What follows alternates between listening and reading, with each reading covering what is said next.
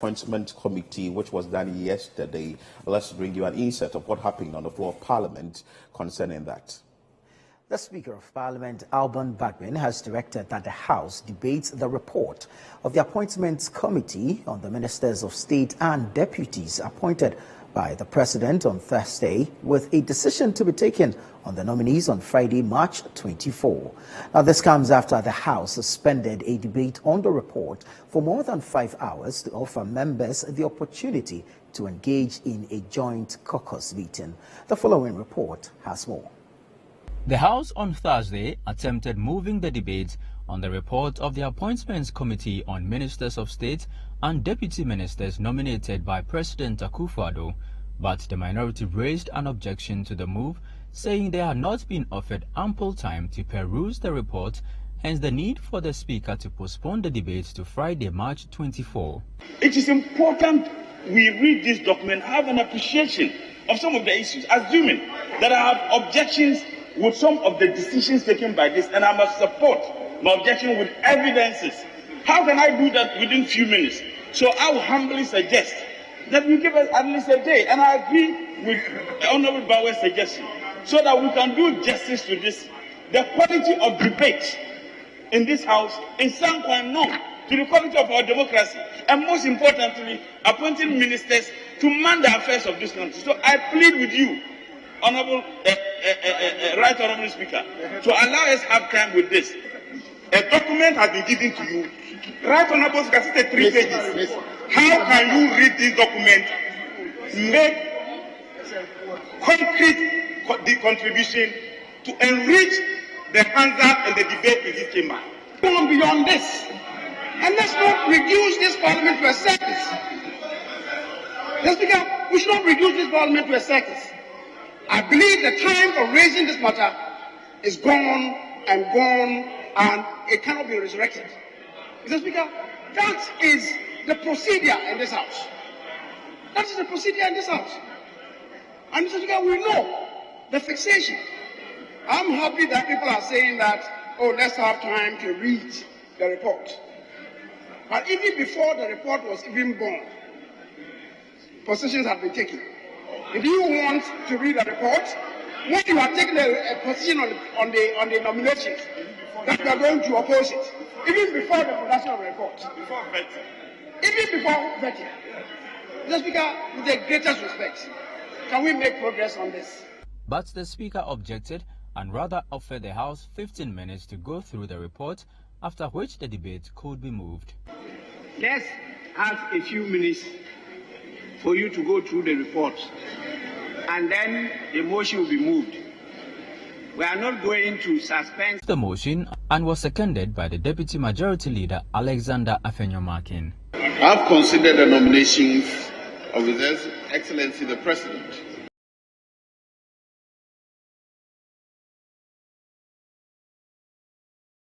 Nominees demonstrated knowledge in the areas of finance, agriculture, chieftaincy, culture, trade and industry.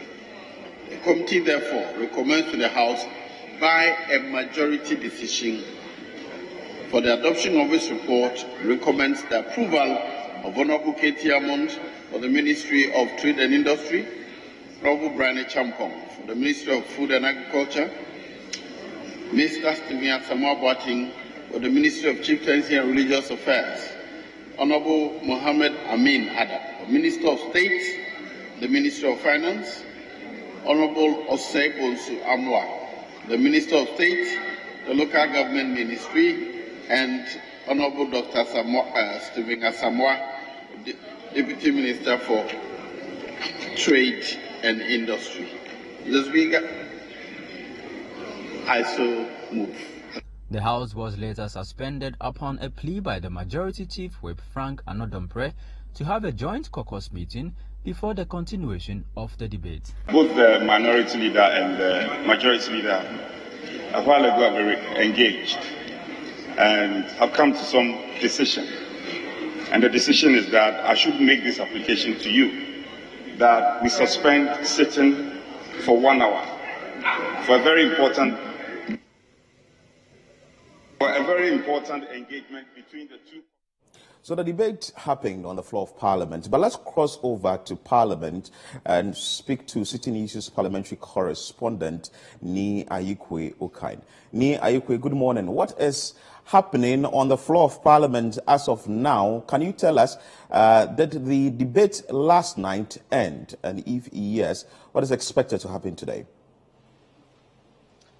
So, good morning, Philip Nilate. This morning, the House is yet to begin sittings, and if you would recall, yesterday, the debate on the report of the Ministers of State appointed by President Akufo-Addo was actually taken as directed by the Speaker, and the Speaker indicated that the decision or the voting would be conducted today, and that is what we are expecting to take place today. But before that, the minority still stood by its position that it was not going to approve these ministers that have been nominated, considering the fact that the government's expenditure is too high. There is a need for the government to cut down on expenditure. So if they do not approve these nominees, they are helping save the country of the cost that could be incurred. But the majority were also of the opinion that some of these members or some of these ministers that have been nominated are colleague members of the House for which they can vouch their competencies, hence the need for the House to approve them so that they could also be able to effectively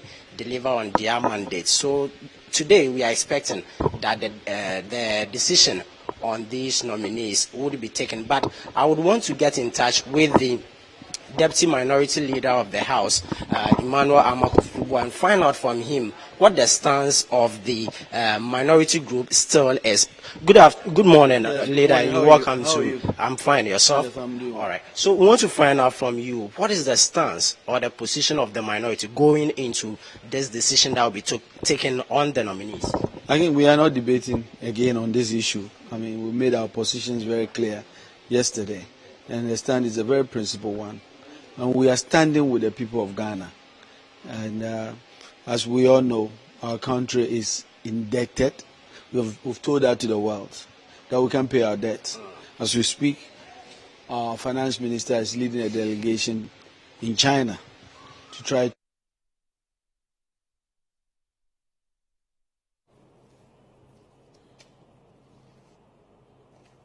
So there you saw it's an engagement with City News' parliamentary correspondent, Ni Ayikwe Okain, and also the Deputy Minority Leader, that is Kwabena.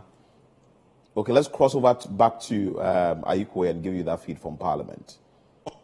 So basically that we, in keep steps we are taking, we care about the very difficult times that are going through. I mean, these appointments on a silver platter for the president. I mean, if you look at the Minister of Trade who resigned, Minister of Agriculture who resigned, this was an opportunity for President Akufo-Addo to basically realign his government. And what we are saying that is simple. In these times, if the president cannot hold him and align them, look at the Ministry of Communication and Information and align them. The Ministry of Local Government, remember Sanitation Ministry has been taken out. We already have a local government minister. You are appointing another minister responsible for local government to the local government ministry, in addition to the deputy ministers there. I mean, does it make any sense to you? I mean, that is the principal position we've taken, and that is exactly where we stand. We are going to vote in our numbers to ensure that this message is clear to the president that he must reduce the size of government. But the question is, do you have the numbers to do so? Well, the people of Ghana sent us 137 members of parliament. Unfortunately, we know what has happened to one of us. We are 136, and our commitment is to work hard to make sure that the 136 members of parliament from the NDC, and we are calling out our colleagues members from the MPP side, we engage them every day, and a lot of them share our views, and we are calling them to join us to defeat these appointments and to make sure that the president will get a message. We know you are going to undertake voice voting.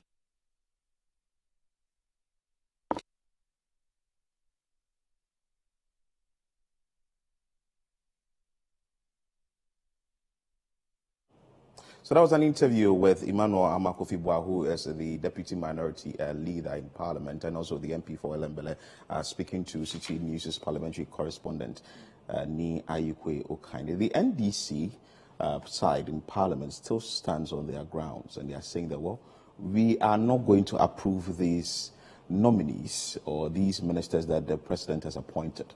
I mean, it's a very difficult position to be in, and especially trying to understand where the minority is driving at with this particular one. I mean, I agree that we all think that there should be some cuts in the size of government. I mean, there have been calls from stakeholders, civil society, the media, about how this government looks quite bloated. And for me, I think it's a legitimate concern. But the challenge here is that a blanket no to the new appointees by the president without providing any alternative solution, for me, is quite very difficult to take in. So it's the stance of the NDC that for the remaining year and a half of this government, we don't need a trade minister, which is a cabinet position. We don't need an agric minister, considering everything that is going on, conversations about food security and the likes. Is the stance from the minority that we don't need an agriculture minister?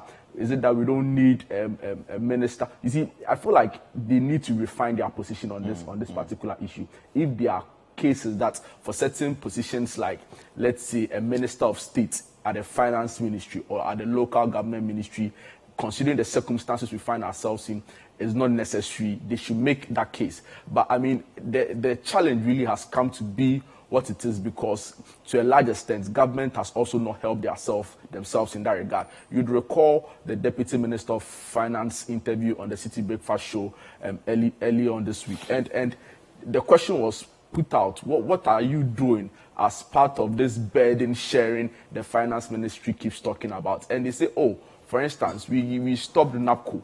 You get it, but you see, if you go on the ground, it's not necessarily the same. I mean, reflecting on the ground. Yeah, people. You speak to the ordinary Ghanaians, they don't see the NAPCO program, which ended as a result of an earlier indication by government to end it at the period it ended, as a cost-cutting measure. You get it. So they are saying that, look at some of the flagship programs, free SHS, for instance. Look at how much is taken from the public purse. Let's review it. 1D, 1F. What is the progress we've made so far? Let's review it. You get it, and not some of these very elaborate slogans we've seen that they've been putting out in recent times. So for me, I think the minority, they have a very good intent, but the way they are going about it as a stance in its current form does not look like the best way forward. I think they should go back to the negotiation table, look at the most efficient way they can put across their demand. Say maybe, for instance, you believe that certain deputy ministers within the various ministries, for instance, should be promoted. I mean, they should find a way of the substantive position and not necessarily say a blanket no to the appointment, because then it means that certain very important ministries, like the trade ministry, like the agriculture ministry, will not have representative going and forward. with these ministries, the nominated ministers include the Member of Parliament for Adansia Sokwa Katie Hammond as the Minister for Trade and Industry, with the Member of Parliament for Insharisu, Dr. Stephen Amwa, who's going to be a deputy to Katie Hammond, and also MP for Abetifi, Brian Champon, was also appointed as the Minister for Food and Agriculture. Stephen Asamoah Boateng was also appointed as the Minister for Chieftaincy and Religious Affairs, amongst others. So by close of day, hopefully we are going to know whether these ministers that the presidents have nominated or appointed will be approved. Respectfully on this, I mean, at the time when the finance minister was unwell, we were told that Mr. Edubuahin was put there as was elevated from a deputy minister to become Minister of Finance at the Finance, Minister of State at the Finance Ministry, because the minister at the time was unwell. I mean, by the grace of God, the minister became more, and now it's become like some new creation altogether. Yeah, but so, I mean, he was put there because the minister at the time was unwell. So now that, by the grace of God, the minister is fine, he's able more ministers, the same position, the same roles, but we have a lot more individuals occupying those positions. Well, we'll bring you more on this as the proceedings on Parliament start, and also the fate of these ministers or these nominees will be given by close of day. We will know that on City TV. Let's move on to another story, and let's bring you that story from the NDC, where the former finance minister, Dr. Kwabena Duffuor, has filed his nomination forms. The former finance minister and NDC flag bearer hopeful, Dr. Kwabena Duffuor, has filed his nomination at the headquarters of the party. So far, 3 of his contenders, John Mahama, Kojo Ponsu, and Kweku Kobia, have filed their nominations. Campaign team members and supporters were present at the party head office to observe the presentation. Dr. Kwabena Duffuor, while filing his nomination, said he was committed to serving the party. The following report has more. It's another day here at the national headquarters of the NDC. It's still the filing of nominations for the flag bearer aspirants here. Today we expected to see a former finance minister, Dr.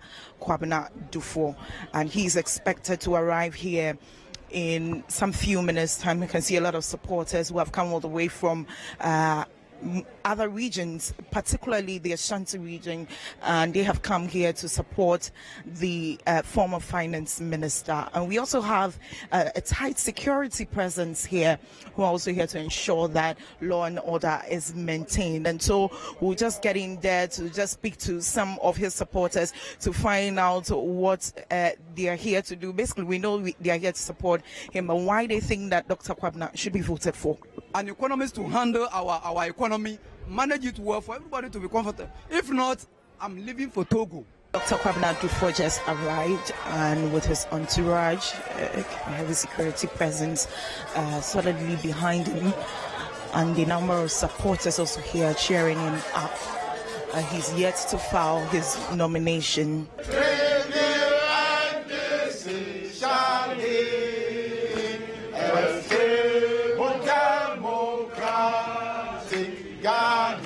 Our strength in unity. All the best. All the best. I want to signal that on our part we will do everything possible to keep a very level playing field in order to allow for the best to emerge.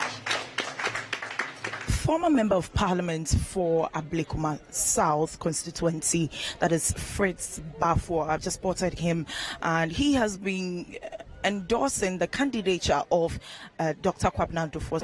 You seem to be throwing your support. Yeah, I am throwing my support. Right. There's no seeming in this. But Ghana is in economic malaise. Our country is reeling from serious economic problems. And so you are looking for someone who's been there before, who knows the technicalities of running a country's economy. And I'm now behind Dr. Kwabena Duffuor, a schoolmate of mine, a friend of mine for over 60 years. So therefore, it's a no. Do you think that he stands the chance of winning at all?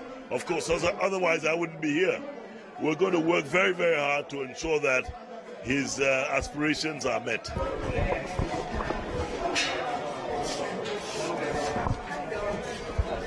How do you feel? How do you feel? Oh, fine. Having all these number of people coming to support you. I'm happy to see them. There's victory ahead, isn't it? Sure, we are coming. All right. So that was Dr. Kwabena Duffuor, but who would also get what exactly he wants to tell his support base, what he wants to tell delegates ahead of the elections on May 13th.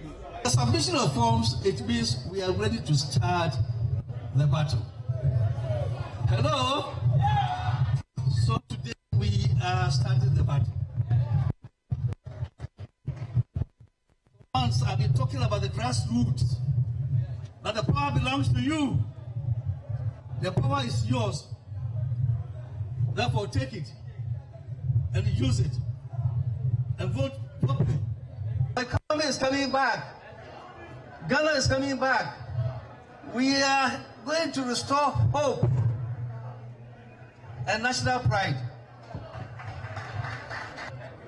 2024, we are going to kick the elephant into the bush. The elephant will go to the bush. Oh, elephant, Otifi, Oti, Obeko. You sit as a chairman of the committee, what said I think it's been a wonderful experience for me as a person and also a party that is in opposition, where because of the economy, everybody is so laid back and is crying and weeping. But they came and you can see that it was the most exciting ceremony. It's over. The next step is for the presidential aspirants to be vetted. And after the vetting, whoever qualifies, their names will appear on the ballot paper for 13th May. We've been informed by the elections committee that from next week, the vetting for the flag bearer aspirants who have filed their nominations will begin. Reporting for City News from the national headquarters of the National Democratic Congress. So officially, the filing of nominations for presidential and parliamentary in some constituencies have come to an end, and it's expected that vetting will begin from Monday 27th to 29th March 2023, after which some appeals will be taken. But what's your brief thoughts about this? 4 individuals in the race, and as Kweku Krobia, we have Dr. Kwabena Dufo, Kojo Bonsu, and former President John Dramani Mahama in the race. We heard Mr. Kojo Bonsu complain about the filing fee. The filing fee. 500,000. I mean, but coming back to this, Dr. Dufo is a decent man. I mean, he's a well-accomplished economist. He's been governor of the Bank of Ghana before. He's been finance minister. Under his tenure, we saw some really impressive growth in our economy. So I think he's a decent man. He brings a wealth of experience with regards to managing economies like ours. So I'm not surprised he's throwing the challenge in that. My surprise is his confidence going into this particular race. I mean, we all agree on this table. I think it's an open secret, really, that the former president. Well, you can't tell until let's. I know this thing that is being said. Fear delegates. I think it's a reach, really. The mood of the party suggests that they are yearning for the former president, and I expect him to win over 1 million. But that being said, I hope people like Dr. Dufo will still be able to bring their experience on board to help with the bigger national conversations about some of the things that really deeply affect political parties in the country, and of course, to a large extent, governance. So it's going to be an interesting race. Only that, I mean, if you look at the campaign really of former President Mahama, it's gone beyond that of an inter-party campaign. He's sending across a national message. So for instance, go back to his public address on political financing, for instance, you get the impression that he's moved beyond the party, a step beyond the party, and is now trying to reach a national audience with some of his campaigning. So we wish the likes of Mr. Kojo Bonsu well, Dr. Dufo, Mr. Krobia, but like I've said, I don't see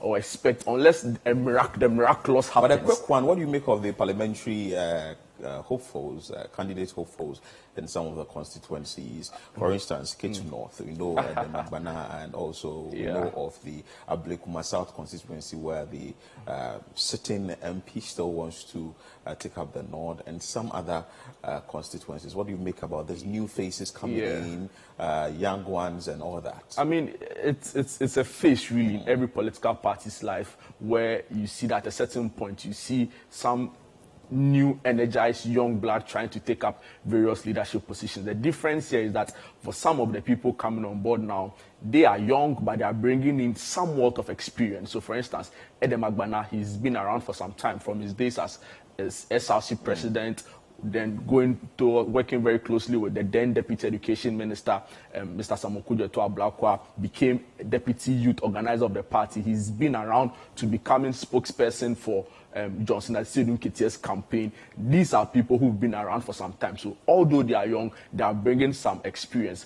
James Kluchabeji, he served his party, served in various positions in parliament and in government. So, I mean, if he decides it's time to bow out, that's fine. We've seen other people, for instance, the General Secretary of the GMA also want to bring. I mean, the conversation is very broad to Baba have. Sadiq. Baba Sadiq also bringing in some experience from the creative arts industry. My concern is that a lot of them in this particular my race. concern is that we should be able to find a way of trying to blend all of these experiences to enrich the conversations and the quality of our legislature going forward.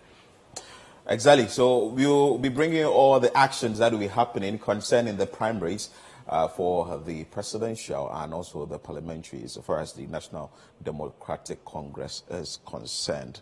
You're still watching CNR Extra here on CCTV. Still to come. Ashanti Regional Seedlings Contractors Association call on the government to urgently pay the over 2.3 billion Ghana cedis owed its members. Kindly stay with us. We'll be back with more stories.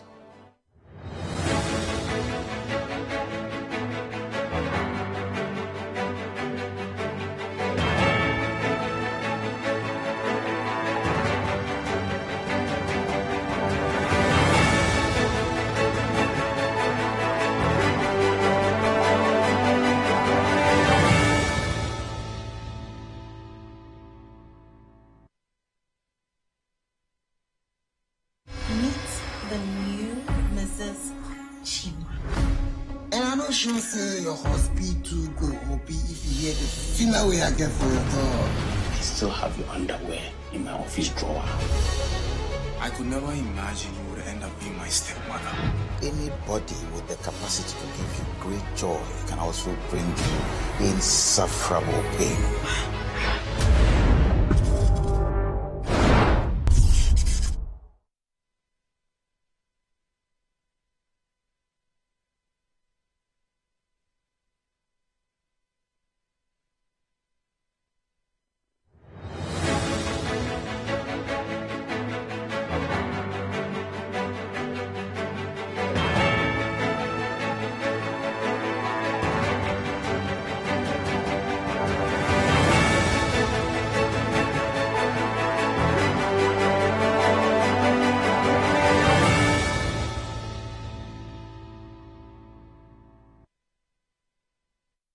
You're welcome back. You can join us with your thoughts, submissions, and comments via WhatsApp line 0204 447033.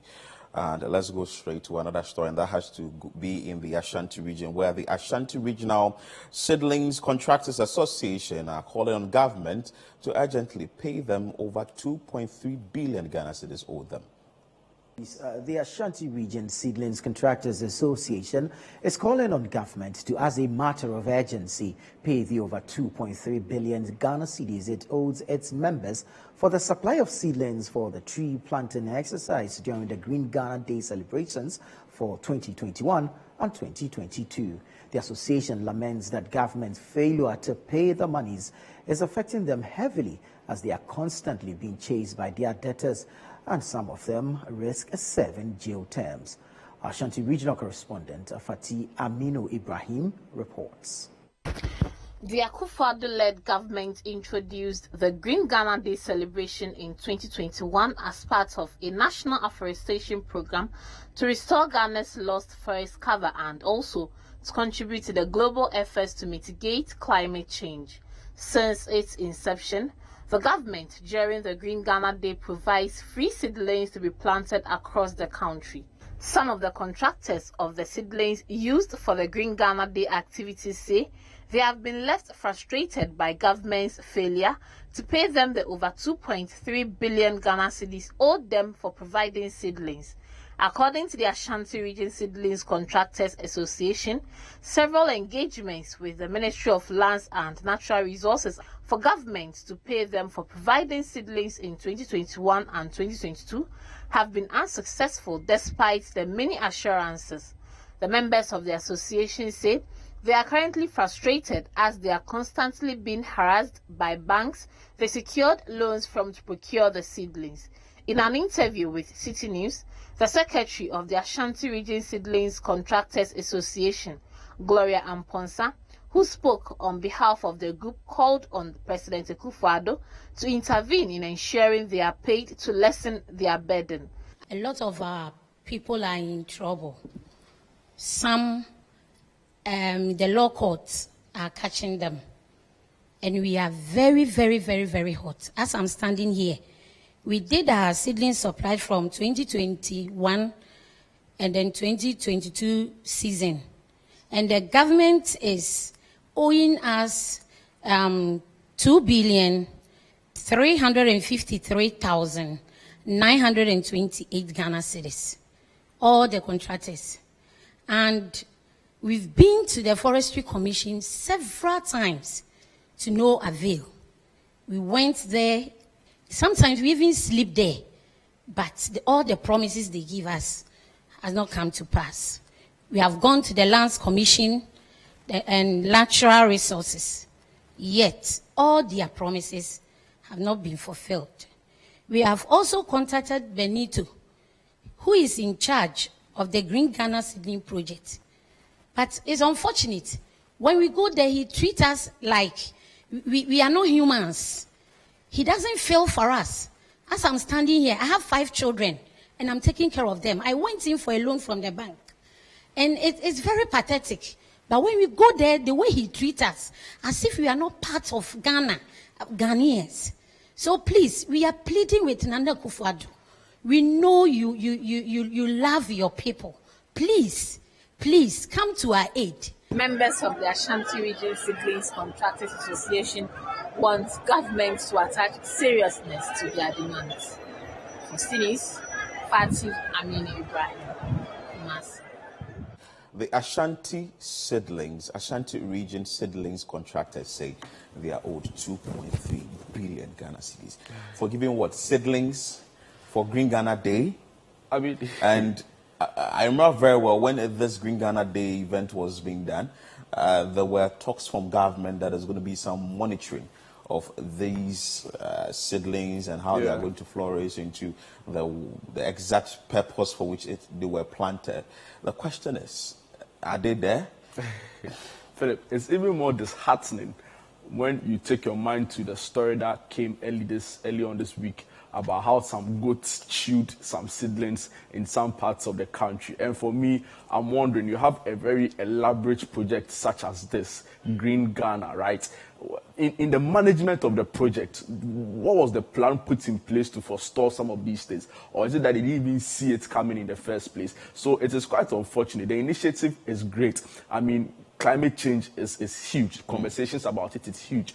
Conversations about environmental sustainability is very important, right? But a lot of the time we let ourselves down as a people when over the years some of these things become sort of to be expected when very big projects like this are undertaken. When I read a story about goats chewing seedlings, right, I was taken aback. And now we are being told that government have not even paid them. And I'm wondering, between the goats chewing the seedlings and some other time being told about how guinea fowls jumped the country and went into a different location, I'm wondering, I mean, if you are talking about, it's not necessarily about the veracity of both claims, but really it's the lack of, the negligence really, not the lack of it, the negligence in some of these things. And it's quite unfortunate. Going forward, we need to really look at how we embark on some of these projects. Maybe we should take a step back and allow for a more qualified or competent management team to be in place to check some of these things, because it's becoming one too many with regards to how over the years we've been coming back to the same old challenges. And of course, we call on government to fulfill their financial obligations to these people, because then you are just running down the businesses like that. But hey, we can't continue like that, where after planting trees we'll be told that, oh, some flood or some rainwater just washed the savings away, or some goods have chewed. I mean, in this, we have to pay 2.3 billion. In this big 2023, let's not do this to ourselves. This is interesting. It's unfortunate. Anyway, let's move away from this story and bring you this interesting story that has to do with our Muslim brothers and sisters. And the Office of the National Chief Imam is asking the Muslim community to abide by the principles and teachings of the Holy Prophet Muhammad during this year's Ramadan. The Office of the National Chief Imam has called on the Muslim community to abide by the principles and teachings of the Holy Prophet Muhammad during this year's Ramadan. Ramadan is a period where Muslims across the world observe a month-long fast. It's also part of the 5 pillars of Islam. Now, City News' Hawa Idrisu Mustafa brings us a report on the first day of the month-long exercise. Hawa, please give us the details. The month of Ramadan is upon us again. Now, Ramadan is one of the 5 pillars of Islam, and it's obligatory for every Muslim across the world to fast during the period. On the City Union, we are here at the Chief Imam's Palace to find out from the office of the Chief Imam what is the best way of breaking the fast when we are done fasting from dawn to dusk. A sip of water from the very beginning is very important because scientifically speaking, once your tummy, your intestines, everything have become narrow because of the long period of non-engagement with some sort of food. The Prophet sallallahu alaihi wasallam, the practice he gave us to take some water and then you follow up with some dates, preferably. I'm sure if the Prophet Muhammad sallallahu alaihi wasallam had been a Ghanaian, he was born here, where date palm is not an abundance, is not part of our agriculture.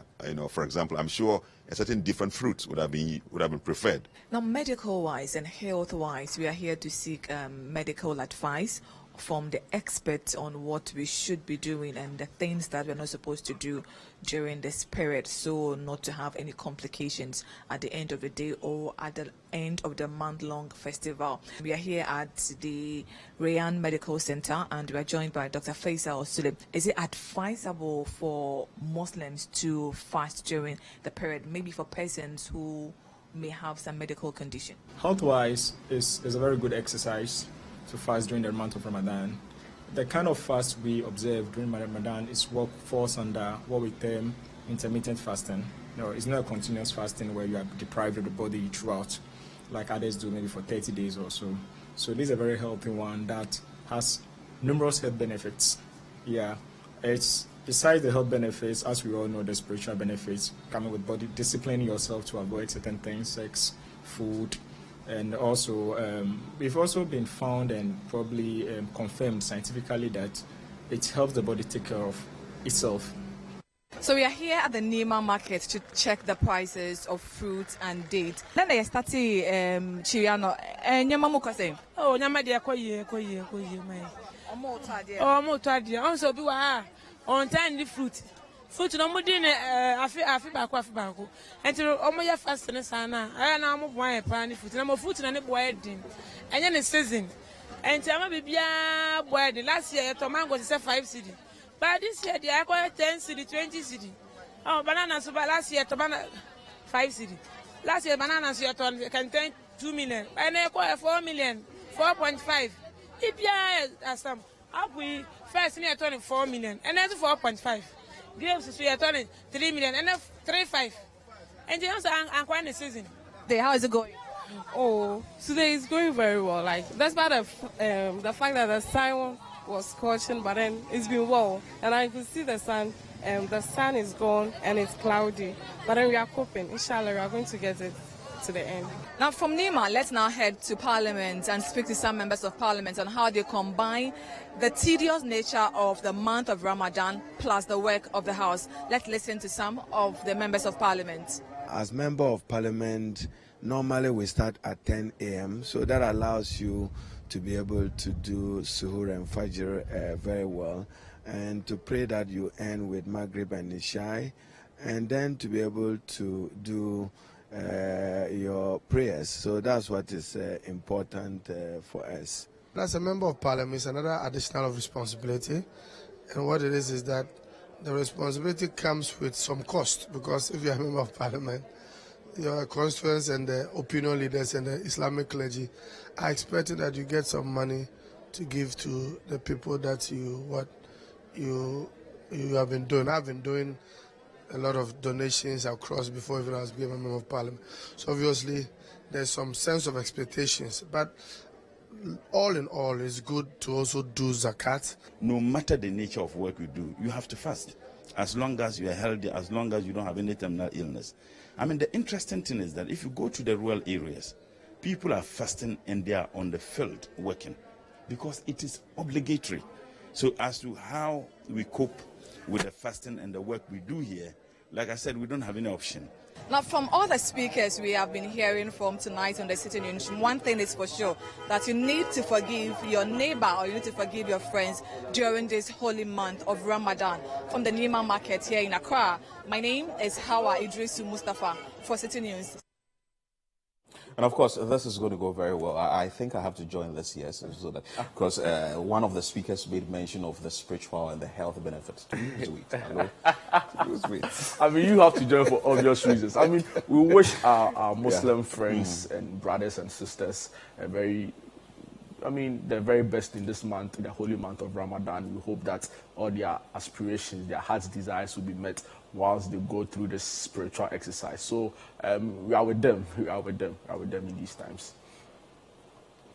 And also, there were some challenges in some institutions where some students had to embark on this fasting, but wasn't in line with the institution's demands, and that brought some issues. I think this year, those things shouldn't happen in the various schools. It's their faith, it's their religion, and we expect that the headmasters and headmistresses it's become, with every passing year, it becomes less and less pronounced. So it means that we are making some progress with regards to interfaith tolerance, and for me, it's very important. I believe that the laws of the land allows us for freedom. Sports Yahweh Jaminta was at the Barbarian Stadium and filed this report.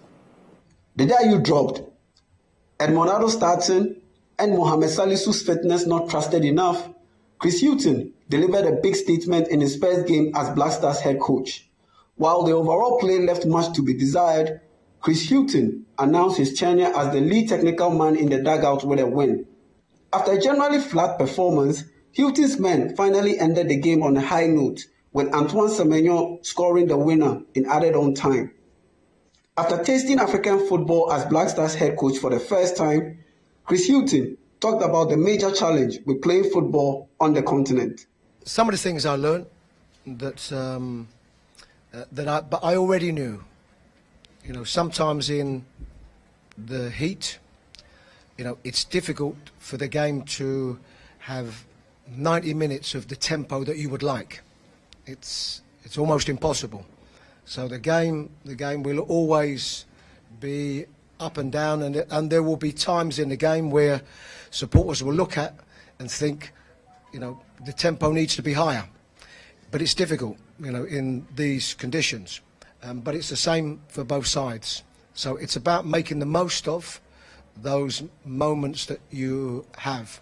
And I think anybody watching the game, would have seen in the first half, particularly early in the game, I think we got into some really good positions. But African football is no different to football anywhere. It's about, if you perform well enough, you have a chance of winning. If you score the goals, particularly early in the game, you can take some of the pressure off yourself. And probably, our performance was okay. I think in the end, we deserved it out of the two teams. If you had to pick one team, I thought we were better than Angola. Not so much more, but I thought we were better. But it's no different really anyway. It's about defending, and I thought we defended well and had to. But certainly if we were able to get them goals or that goal earlier, it would have taken some pressure off. Efficiency in front of goal has been a major problem for the Black Stars over the years, and Hughton noted the challenge in his post-game address. We've had 11 chances, so that's the first positive. If you was telling me that, we played 96 minutes and we only had 2 or 3 chances, then that's worrying. But the fact that we have had chances, you always know that if you go into any game and you have that volume of chances, the law of averages says, come the next game or the game after that. And of course, Chris Hughton has made his statement. This is his first match he coaching in the country, and it looks like it's something that people are, okay, he's done well. But for me, I was scared at a point because the Angolans were really playing. And I had to 3 points. That's what's goal scored. That's the most important thing. Let's cut the team some slack. Is the team okay? The team is fine. You don't expect everything to come all together at so a can we say goal. that this is a lucky goal? I won't say it's a lucky goal because it's a goal they fought for. I think it's a better way to put it. And I mean, considering the play, like we heard the head coach say, Mr. Chris Hughton, in whom I trust so well, and I'm so pleased. You're so pleased. Oh, so pleased in Chris Hughton. I think you come good as Black Stars coach, and you'll be able to deliver what we've been waiting for. But looking at the game yesterday, I think we're better than the Angolans. That's a guaranteed fact. And the only problem was our finishing in front of goal. Like the coach said, we had 11 chances. On any good day, we're going to bury that. My concern from the game is that if you look at the pitch that the team played on, I mean, on the screen and from those who are at the stadium, from our reporters there, it looked green. But it wasn't of the quality. Mind you, these boys play at the highest level in Europe, and they are used to quality. So for me, I knew the pitch was definitely going to have an impact in the game. Sometimes you could see the ball bouncing oddly here and there. But at the end of the day, the most important thing is that we got the all very important win. That's top there. Exactly. That's I mean, further ensures our progression to the Africa Cup of Nations. So for me, I think it's a new team. They are still, I mean, forget about the fact that, I mean, the majority of the component of this team went to the World Cup, but it's still a fairly new team, still playing together, still trying to gel under a new coach. I mean, this is his first game in charge. I really don't know what Ghanaians were expecting in that particular game, but like I'm saying, it's a new team, it's a new coach, it's a new technical team. It will take some time for them to be able to gel together. So let's just take it a step at a time. But that being said, I really want to, I doff my hat off to the fans in Kumasi. I mean, the turnout was unbelievable. Massive. I was speaking to a reporter, Bernard Ebu Issa, who was in Kumasi together with